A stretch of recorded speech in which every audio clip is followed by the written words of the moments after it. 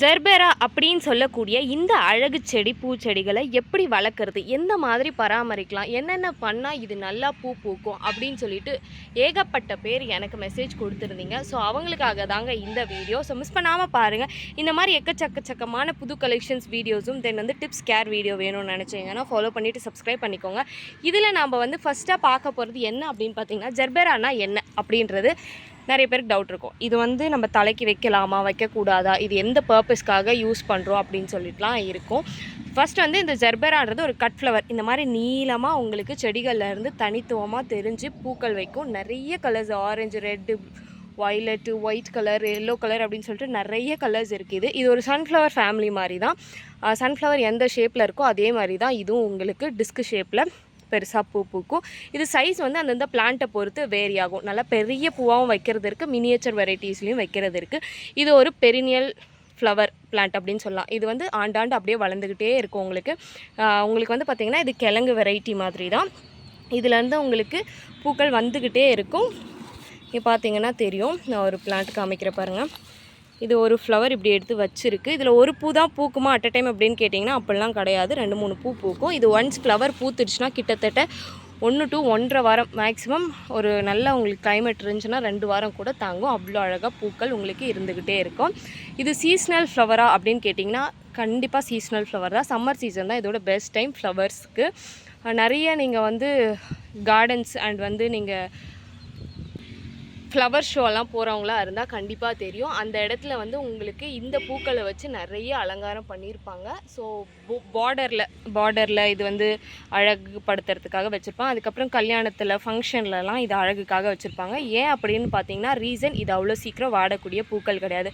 இப்போ ரோஸோ மற்ற பூக்களோ நம்ம வந்து பறித்து ஒரு 1 hour 1.5 hour ஒரு மணி நேரத்தில் 2 மணி நேரத்தில் உங்களுக்கு வாடி போயிடும். பட் இது அப்படி கிடையாது. இது ரொம்பவும் ஸ்பெஷல். அதனால தான் ஃப்ளவர்ஸ் வந்து உங்களுக்கு அவ்வளோ சீக்கிரம் காயாதுன்றதுனால தான் இது நிறைய இடத்துல நிறைய பேர் யூஸ் பண்ணிக்கிட்டே இருக்காங்க. ஸோ இது வந்து நீங்கள் ஒரு நல்ல ஒரு வெயில் பட்டால் மட்டும்தான் உங்களுக்கு பூக்கள் வைக்கும், இல்லாட்டி பூக்கள் வைக்காது. ஸோ அது வைக்கும் போது அந்த பிளேஸை நீங்கள் பார்த்துக்கோங்க. ஒரு வெயில் ஒரு 3 to 4 மணி நேரமாவது அட்லீஸ்ட் இருந்தால் மட்டும்தான் இதில் பூக்கள் உங்களுக்கு தெரியும். ஸோ இல்லை இது வந்து ஷேடில் வச்சுட்டேன் எனக்கு பூ வரல அப்படின்னா, ஷேடில் இருந்துச்சுன்னா கண்டிப்பாக இது பூ வைக்காது. ஸோ தொட்டி சைஸு பார்த்தீங்கன்னா நீங்கள் எடுத்துக்க வேண்டிய அளவு ஒரு 8 inch இருந்தால் 8 inch to 10 inch இருந்தாவே போதும். இது பக்கமாக உங்களுக்கு சின்னதாக வரக்கூடிய ஒரு வெரைட்டி தான். இதில் ஒன்ஸ் ஒரு லீஃப் வந்து காஞ்சிருச்சுன்னா அந்த ஸ்டெம்மு அப்படியே காஞ்சி போயிடும். அடுத்து புது லீவ்ஸ், புது துளிர்கள் உங்களுக்கு வரும். இப்படி தான் இதோட பிளான்ட் க்ரோத்து. ஸோ பக்காவாக ஒரு 2 வாரத்துக்கு ஒரு வாட்டி கண்டிப்பாக நீங்கள் ஏதாவது ஆர்கானிக் ஃபெர்டிலைசரோ நீங்கள் யூஸ் பண்ணுற கெமிக்கல் ஃபெர்டிலைசரோ கொடுக்கலாம். பட் லிக்விட் ஃபெர்டிலைசராக இருந்துச்சு, அதாவது நீரில் கரைச்சி யூஸ் பண்ணுவேன், தண்ணியில் கரைச்சி யூஸ் பண்ணுவாங்களே, NPK, DAP அந்த மாதிரி தண்ணியில் கரைச்சி யூஸ் பண்ணுறது, இல்லை மீன் அமிலம் இந்த மாதிரி இருக்கிறது வந்து இதுக்கு பெஸ்ட்டாகவும் இருக்கும்.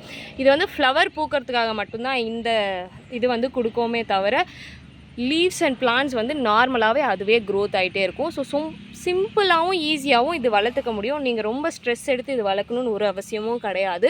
ஃப்ளவர்ஸ் வந்து உங்களுக்கு கண்டினியூஸாக பூக்காதுங்க. இப்போ ரோஸ் மாதிரி மற்ற ஃப்ளவர்ஸ் மாதிரி இது கண்டினியூஸாக பூக்காது. இது சீஸ்னல் ஃப்ளவர் தான், நம்ம ஆரம்பத்திலே சொல்லிட்டோம். ஸோ இந்த சீஸ்னல் ஃப்ளவரை மெயின்டைன் பண்ணுறது இப்படி தான். பாட்டிங் மிக்ஸ் ரேஷியோ பார்த்தீங்கன்னா ரெட் சாயில் இல்லை உங்களோட கார்டன் சாயில் 50% எடுத்துக்கோங்க. 10% கோகோபித் அண்ட் வந்து 10% நீங்கள் யூஸ் பண்ணுற கிச்சன் கம்போஸ்ட்டோ அந்த மாதிரி ஏதாவது கம்போஸ்ட் இருந்தால் யூஸ் பண்ணிக்கோங்க. அடுத்து ஒரு 20% vermi compost and neem cake use பண்ணிக்கோங்க. இவ்வளோதான் இதோட பாட்டிங் மிக்ஸ். இந்த பாட்டிங் மிக்ஸ் நீங்கள் யூஸ் பண்ணாவே போதும், உங்களோட பிளான்ட்ஸ் வந்து சூப்பராக க்ரோத் ஆக தொடங்கிடும். இந்த பிளான்ட் இப்போ நம்ம நர்சரியில் நிறைய நர்சரியில் கிடச்சிட்டு தான் இருக்கும். ஏன்னா இது சீசன் ஸ்டார்ட் ஆகிடுச்சு. உங்களுக்கு வந்து நல்லாவே ஃப்ளவர் வைக்கிறதுக்கு ஆரம்பிச்சிடுச்சு. வாங்கி கண்டிப்பாக வச்சு ட்ரை பண்ணி பாருங்கள். இல்லை வேறு ஏதாவது குவரிஸ் இருக்குது, எனக்கு இந்த டவுட்டை நீங்கள் கிளியர் பண்ணல, எனக்கு இதை பற்றின கொஞ்சம் தெளிவாக சொல்லுங்கள் அப்படின்னா கமெண்ட் செக்ஷனில் சொல்லுங்கள். கண்டிப்பாக இதை பற்றின கிளியரான வீடியோ, உங்கள் டவுட்ஸ்லாம் என்னென்ன இருக்கோ அது எல்லாமே நான் கலெக்ட் பண்ணிவிட்டு உங்களுக்கு ஒரு வீடியோஸ் கண்டிப்பாக கொடுக்குறேன். So see you next video. இந்த டிப்ஸ் பிடிச்சிருக்கோன்னு நினைக்கிறேன். பிடிச்சிருந்தா மறக்காமல் லைக் அண்ட் சப்ஸ்கிரைப் பண்ணிக்கோங்க. ஜெர்பெரா வளர்க்குற உங்கள் ஃபேமிலி அண்ட் ஃப்ரெண்ட்ஸுக்கு ஷேர் பண்ணுங்கள்.